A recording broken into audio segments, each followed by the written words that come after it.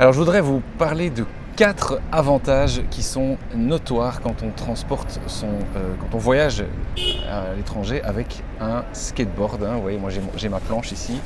Euh, le premier, c'est qu'en fait, tu ne prends pas les transports en commun.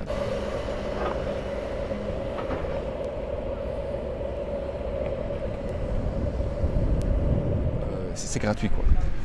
Le deuxième avantage, c'est qu'un skateboard, c'est extrêmement léger et ça se met partout, que ce soit sur les longs trajets de train, si tu te prends un taxi, même en avion. J'ai déjà fait un voyage en avion où j'ai mis et démonté ma planche dans les valises. Donc un skate, c'est petit, c'est léger, pas très encombrant, ça se met partout dans les moyens de transport et c'est donc hyper facile à transporter. C'est sans doute le moyen de transport le plus petit qui existe par rapport même à un vélo pliable, c'est encore plus petit et donc c'est léger, ça n'a pas de supplément, c'est compatible avec tous les moyens de transport. Le troisième avantage, c'est que c'est extrêmement flexible, c'est-à-dire que tu peux passer du mode piéton au mode skater et t'arrêter à peu près où tu veux. Donc pour la visite, je trouve ça extrêmement agréable, c'est que tu as un objectif, tu fais ta visite, mais si en route tu vois un magasin qui t'intéresse ou un lieu qui te plaît, une terrasse, hop, tu claques la planche, tu la mets en main et puis tu rentres. Alors, évidemment, il y a des endroits où tu ne peux pas rentrer avec un skate. J'ai eu une exception récemment là, dans un musée, mais je dirais que c'est quand même la petite exception. Sinon, a priori, tu peux rentrer avec ta planche dans n'importe quel endroit. Puis le dernier avantage, et c'est le moindre et moindre, c'est que ça reste un mode doux.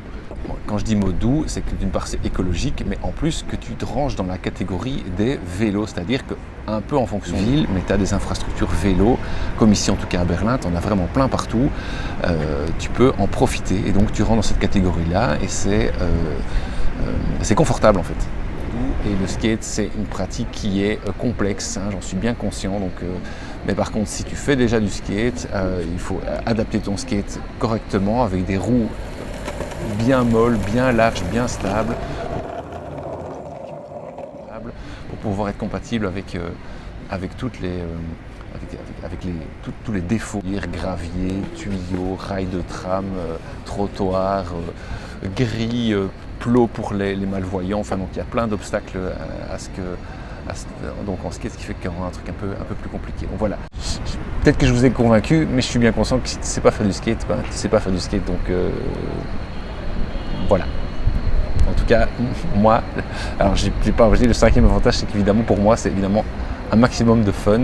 Donc c'est vraiment énormément de plaisir de pouvoir me déplacer 5, 10, 30, 1 heure en skate. C'est vraiment pour moi le gros kiff, quoi.